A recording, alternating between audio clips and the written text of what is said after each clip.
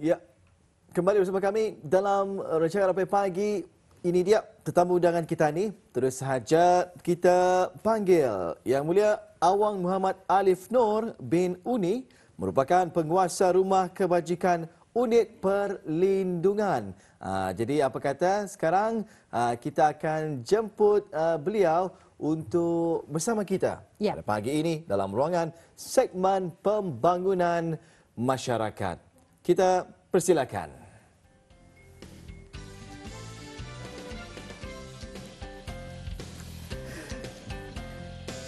Assalamualaikum. Waalaikumsalam warahmatullahi wabarakatuh. Alhamdulillah. Apa khabarnya pagi ni, sihat? Alhamdulillah sihat. Alhamdulillah sihat. Jemput duduk tuan, silakan. Ya, silakan. Alhamdulillah. Alhamdulillah.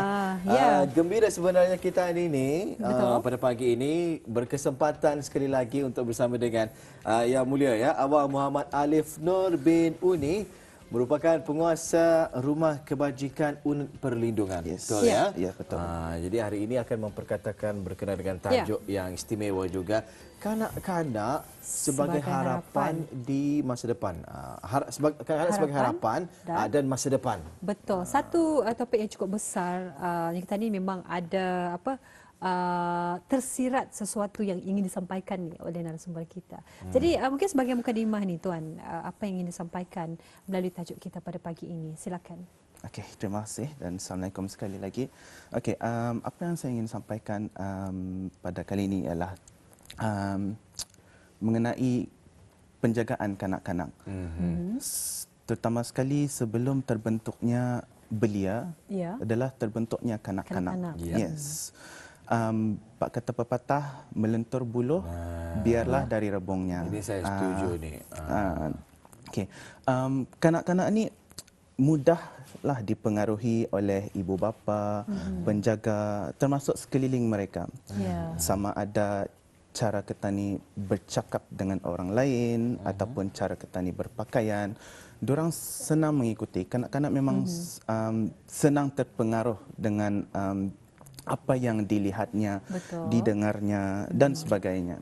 Okey. Mana-mana yang diorang pelajari itu akan diorang bawa ke usia belia diorang, sama ada yang telah diorang lihat ataupun yang diorang dengar sebagai cara hidup mereka nanti sudah di usia belia diorang. Okey. So apa yang saya maksudkan di sini ialah kanak-kanak ini juga memang suka orang-orang yang besar daripada diorang sendiri untuk dijadikan contoh. Sebagai contoh sebagai contoh teladan, sebagai role model mereka. Kalau kita ni pun sebagai kanak-kanak yang berfikiran kanak-kanak, orang dewasa buat macam mana? Sepatutnya tadi buat macam mana ke, Lek? Mudah mengikutnya kita ni. Jadi diikutnya dalam pemikiran diorang, orang dewasa itu yang lurus, itulah yang perlu diikuti. Menjadi panduannya kita. Jadi panduan kehidupan diorang. Jadi siapa sebenarnya yang disebut sebagai kanak-kanak ni? Macam kanak-kanak ni range umurnya berapa? Di bawah 18 tahun. Di bawah 18. So maksudnya daripada baby satu? Memang kalau daripada babies, memang babies sudah sebenarnya belajar daripada cara ketani bercakap. Sebab itu doktor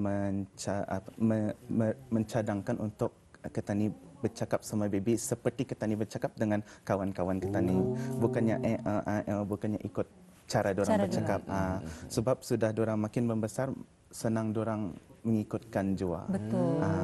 Ada apa katanya, kadang-kadang tadi macam makan tadi beritahu mama apa itu ini.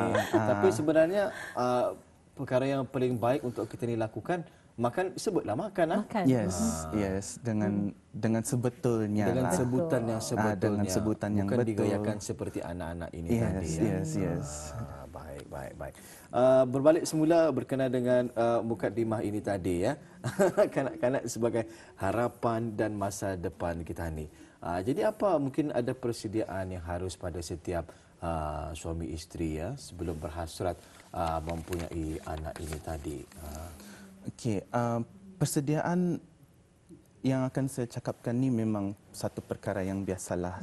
Salah satunya ialah memang terutama sekali dalam penjagaan ataupun pengendalian kanak-kanak yang bermacam-macam ragam dari segi olah Ya. ataupun dari segi diorang punya tenaga. Semua hendaklah mesti ada kesabaran. Kesabaran itu mesti ada, mesti kuat.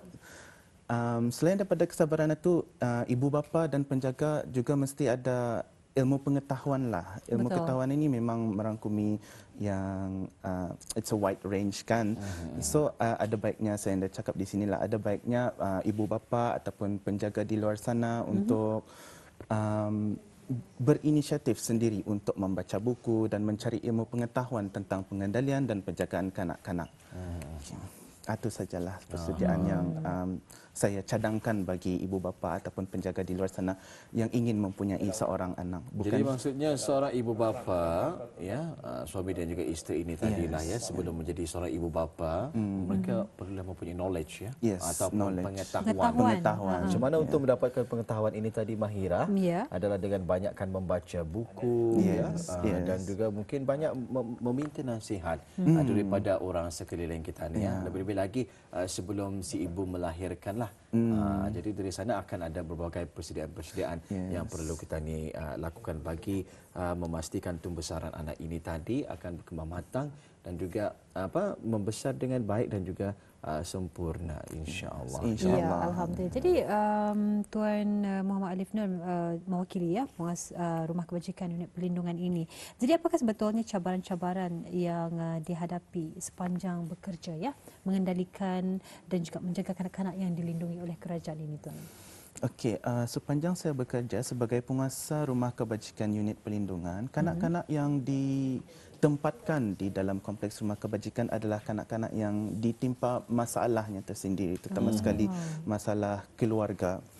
Oleh yang demikian, salah satu cabarannya ialah setiap mereka tu mempunyai latar belakang keluarga yang berlainan. Lain keluarga, lain penjaga, lain cara pengajarannya. Betul. Dan mengikut pengajaran masing-masing akan mempengaruhi kanak-kanak tersebut. Termasuk terutama sekali dari segi perkembangannya.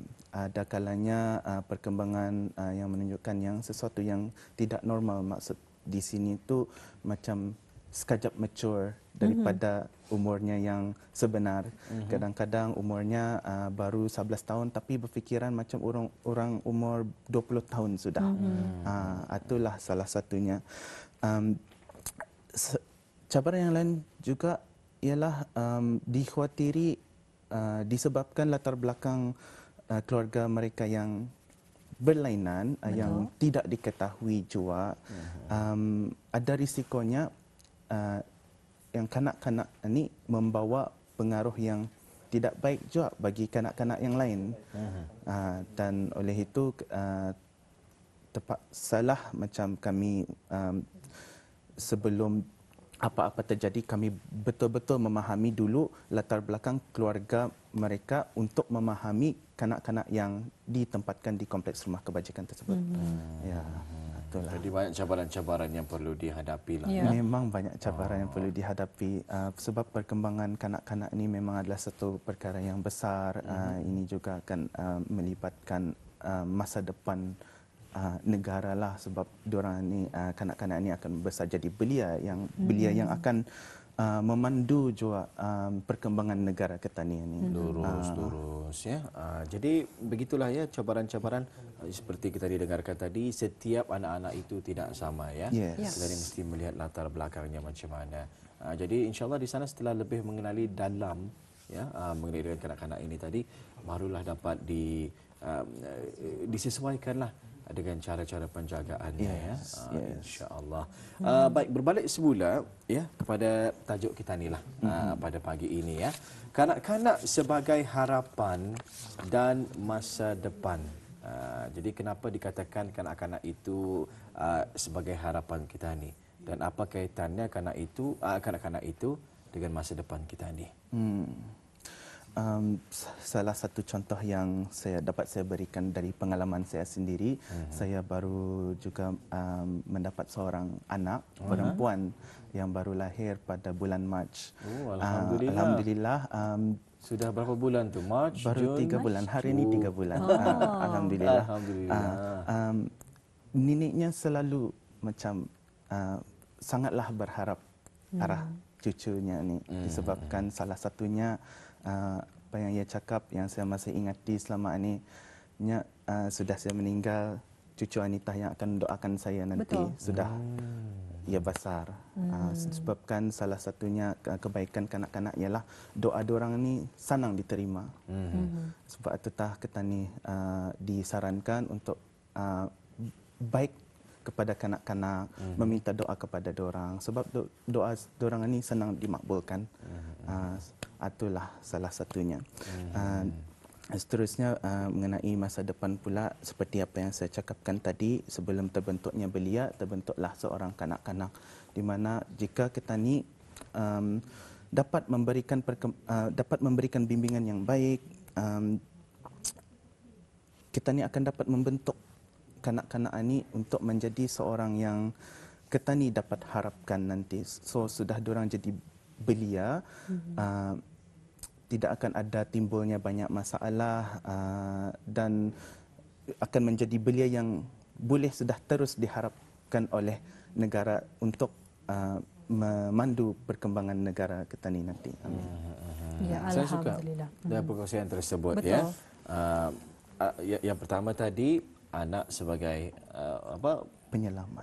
penyelamat lah ya. Tiga yang tidak akan terputus amalnya, iaitu pertama doa anak yang soleh. Yes. Yang kedua ilmu yang bermanfaat. Ilmu yang bermanfaat. Dan juga sedekah yang berpanjangan lah ya.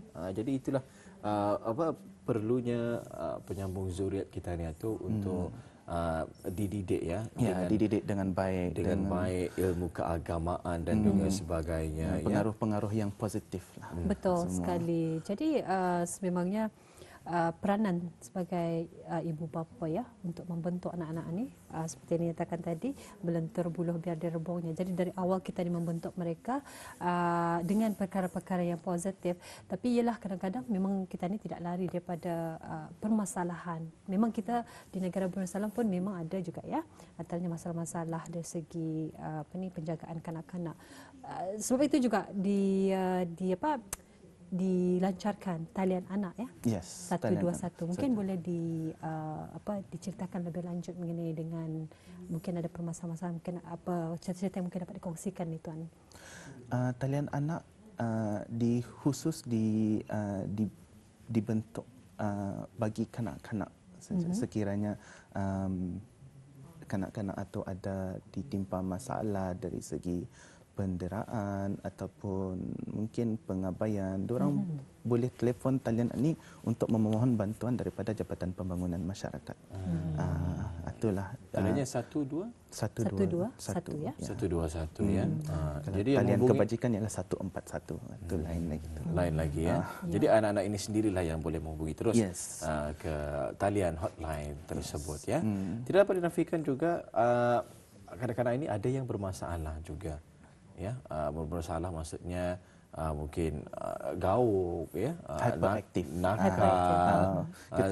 Ada juga kayak macam kanak-kanak yang di awal usia mungkin terlibat dengan kes-kes jenayah dan sebagainya, macam mana? Sememangnya ada. Salah satu contohnya terlibat dengan dadah. Yes, terlibat dengan dadah, merokok, membawa rokok masuk ke negara dari luar negeri, mencuri. Jadi macam mana menangani permasalahan ini sebenarnya? Kerana kita percaya mereka ini adalah harapan kita ni dan juga masa depan kita ni. Yes. Seperti yang saya cakapkan tadi, setiap yang masuk dilindungi ataupun dipulihkan oleh kerajaan datang dari latar belakang keluarga yang berlainan. Sebelum memahami kanak-kanak tersebut, kami memahami dulu latar belakang keluarganya dulu kami fahamkan macam mana penjagaan, macam mana ibu bapanya, macam mana cara hidupnya, pekerjaannya dan sebagainya. Okey. seperti yang saya cakapkan tadi, jom melentur buluh biarlah dari rebungnya. Siapa yang melentur buluhan ni sebenarnya? Maksud saya di sini tu ialah keluarganya lah. Jadi anak-anak ini tadi tidak dapat dipersalahkan 100%. Yes, memang betul sebab kami we involve the keluarga juga dalam memulihkan kanak-kanak tersebut. Sebab disebabkan nanti kalau habis tamat sudah penempatan diorang di dalam kompleks rumah kebajikan, diorang akan dikeluarkan dan kembali kepada keluarga diorang.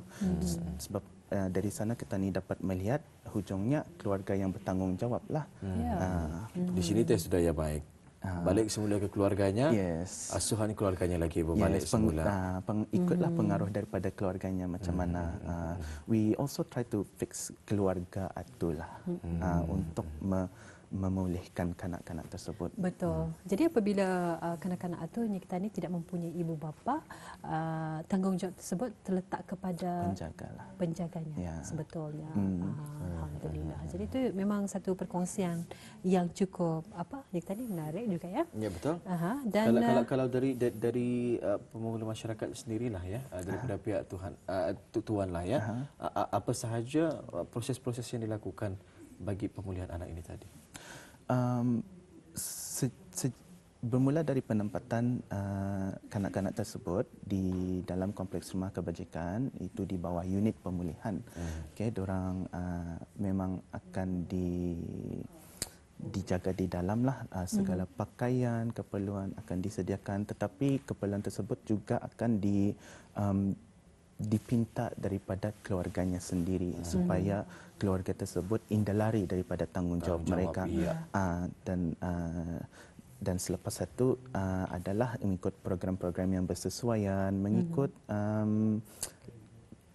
kes-kes masing-masing. Kalau kanak-kanak itu memerlukan bimbingan keagamaan dan sebagainya, difokuskan kepada bimbingan keagamaan. Tetapi memanglah banyak kanak-kanak pada masa ini memang sangat memerlukan bimbingan keagamaan itulah. Iya, baik ya, dengan masih ada tersisa inilah kita ini berikan ruanglah kepada tuan sendirilah, mungkin boleh menyimpulkan apa yang cuba kita disampaikan pada hari ini berkaitan dengan tajuk kanak-kanak sebagai harapan dan juga masa depan kita ini. Okey, sebagai nasihatlah daripada saya sendiri jika sekiranya terutama sekali kepada ibu bapa, penjaga di luar sana, jika gunakanlah kesederhanaan dalam penjagaan kanak-kanak. Jangan jauh terlampau dimanjakan, jangan jauh terlampau dimarahilah. Gunakanlah kata-kata positif dalam mengkritik diorang jika sekiranya kanak-kanak ada membuat salah, dan gunakanlah kata-kata yang baik. Jualah jangan banyak menyumpah arah kanak-kanak. Memang diorang ni hyperaktif, tapi itu adalah satu perkara yang biasa sebenarnya. Mesti sabar sebenarnya. Mesti sabar saja sebenarnya. Seperti apa yang saya cakapkan tadi, diorang kanak-kanak senang dipengaruhi oleh sekeliling mereka, sama ada daripada segi percakapan ketani arah dorang ataupun percakapan ketani arah orang lain, termasuk juga cara ketani berpakaian, cuma cara kehidupan ketani. Kanak-kanak akan melihat dan jadikan sebagai contoh dalam fikiran dorang untuk dijadikan mana satu yang betul dan mana satu yang salah. Dan itulah sebaiknya ketani sebagai orang dewasa, ketani tunjukkan as much as possible the positive influence yang ada. So apa yang diorang belajar dari sekeliling diorang itu positif saja. Nada perkara negatif memang ada, tapi berkurangan. So apa yang diorang dapat pick dari diorang punya sekeliling adalah kebanyakannya positif. Itulah saja yang saya ingin sampaikan. Alhamdulillah. Apapun kita ucapkan terima kasih ya kepada Yang Mulia Tuan Awang Muhammad Alif Noor bin Uni, iaitu penguasa Rumah Kebajikan Unit Perlindungan ya, Jabatan Pembangunan Masyarakat ya. Terima kasih sekali lagi, dan insya-Allah kita akan berjumpa lagi di lain masa. Assalamualaikum. Waalaikumsalam warahmatullahi wabarakatuh.